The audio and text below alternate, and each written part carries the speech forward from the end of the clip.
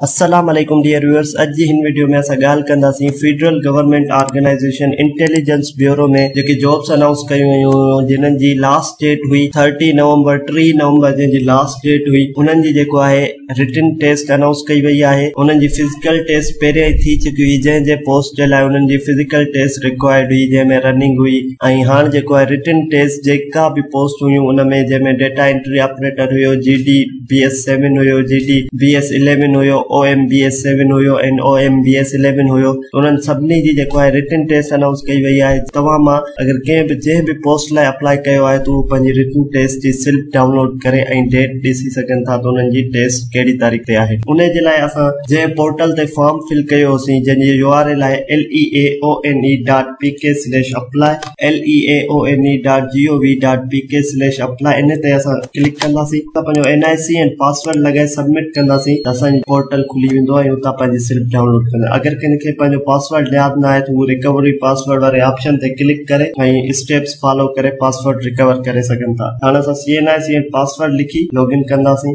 ही ॾिसो असां रोल नंबर ऐं पासवर्ड लिखी छॾियो। हाणे असां सबमिट कंदासीं। जीअं ई असां सबमिट कंदासीं त असांजो पोर्टल ओपन थी वञण खां पोइ तव्हांजो अप्लाइड जॉब्स हिते शो थींदियूं ऐं जंहिं में तव्हां अप्लाई कयो हूंदो, जीअं ॾिसो हिन जो टाइटल आहे OMBS7 एंड GDBS7। ईअं तव्हां जंहिं में अप्लाई कयो हूंदो डेटा एंट्री ऑपरेटर या जंहिंजे लाइ अप्लाई कयो हूंदो तव्हांखे उनजी स्क्रीनिंग टेस्ट हिते शो कंदो। जीअं ई तव्हां क्लिक कंदव तव्हांखे हीउ ऑप्शन अची वेंदो प्रिंट रोल नंबर स्लिप। उन में तव्हांखे ही तव्हांजो रोल नंबर ऑलरेडी शो करे थो, तव्हांजी स्क्रीनिंग टेस्ट डेट शो करे थो, स्क्रीनिंग टेस्ट टाइम शो करे थो ऐं सेंटर जेको बि हूंदो, जीअं मुंहिंजो जेको आहे the public school unit number 3 Latifabad Hyderabad आहे। हीअं जंहिं डिवीजन मां अप्लाई कयो हूंदो, जंहिं सिटी मां अप्लाई कयो हूंदो त उनजो सेंटर उते हूंदो।